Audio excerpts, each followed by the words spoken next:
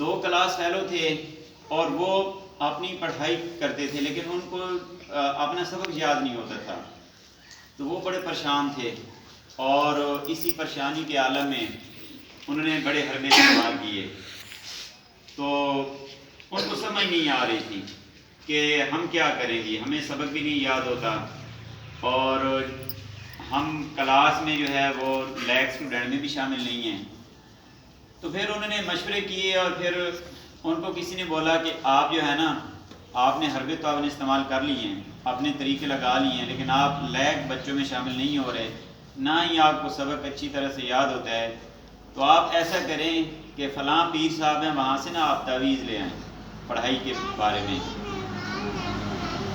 کہ آپ تعویذ لے آئیں اور پھر آپ کا پڑھائی میں دل لگے گا۔ اچھا، اب انہوں نے ایسے ہی کیا کہ وہ گئے اور ایک بابا جی کے پاس گئے اور وہاں سے تعویذ لے آئے کہ ہماری پڑھائی نہیں ہو رہی، تو وہ تعویذ لے کے آ گئے۔ اچھا، تعویذ لینے کے بعد بھی وہی صورتحال رہی، آخر میں امتحان ان کے قریب آ گئے۔ جب امتحان قریب آ گئے نا، تو اب چونکہ انہوں نے اچھے طریقے سے صحیح ٹاپکس کو سمجھا بھی نہیں تھا، لیسن ان کو صحیح اچھی طرح آتے بھی نہیں تھے، تو اس کا دوست کہنے لگا کہ میرے بڑے بھائی ہیں تو وہ یونیورسٹی کے اسٹوڈنٹ ہیں، تو بہتر ہے آپ میرے گھر آ جایا کریں، تو ہمارے گھر میں ہم دونوں تیاری کریں گے اور اگر کوئی کویشچن نہیں آتا تو ہم اپنے بڑے بھائی سے پوچھ لیا کریں گے۔ تو ان کو یہ بات اچھی لگی کہ یہ صحیح ہے، کیونکہ ہمیں تو اکثر ٹاپک نہیں آتے، تو ہم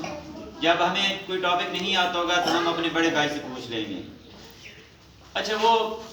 ادھر گئے اور ان کے ڈرائنگ روم میں بیٹھ گئے، اب بڑے بھائی بھی وہ پڑھ رہے ہیں اور وہ دونوں دوست کے ساتھ بیٹھ کے پڑھ رہے ہیں۔ اچھا، اسی دوران جو ہے نا باہر گلی سے نا بارات گزری، اب جب بارات آ رہی تھی تو بارات کا شور شرابہ تھا، تو وہ دونوں اٹھے اور لب کے کھڑکی کی طرف بارات دیکھنے لگ گئے۔ اچھا، بارات گزر گئی، وہ پھر آئے اور آ کے اپنی جگہ بیٹھ گئے اور پھر پڑھنا شروع کر دیا۔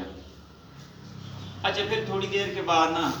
باہر سے ایک فقیر نے صدا لگائی اور وہ باہر جا رہا تھا، تو پھر وہ دونوں اٹھے اور اس کھڑکی کی طرف گئے اور اس فقیر کو دیکھنے لگ گئے۔ اچھا، جب وہ فقیر آگے چلا گیا تو پھر وہ واپس آیا اور اپنی جگہ پر بیٹھ کے پڑھنے لگ گئے۔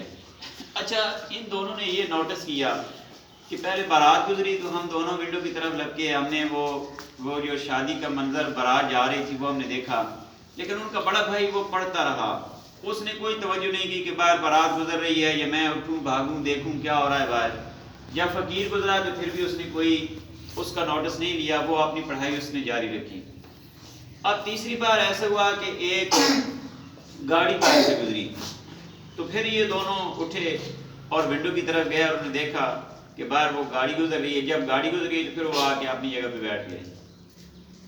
اب انہوں نے سوچا کہ ہم کیوں نہیں پڑھ رہے، ہم نے تعویذ بھی جا کے لیا ایک بزرگ سے اور ہم نے اور بھی طریقے استعمال کیے، تو پھر اس دن اس کو سمجھ لگ گئی کہ ہمارا یہ جو دوست کا بڑا بھائی ہے نا، یہ جو پڑھ رہا ہے، اب باہر جو کچھ ہو رہا ہے تو وہ اپنی پڑھائی کی طرف متوجہ ہے، اس نے نوٹس نہیں لیا کہ باہر کیا ہو رہا ہے، اس نے فوکس اپنی پڑھائی کے اوپر رکھا ہے۔ تو ان کو سمجھ آ گئی کہ ہمارے اندر جو کمی ہے وہ متوجہ ہونے کی کمی ہے،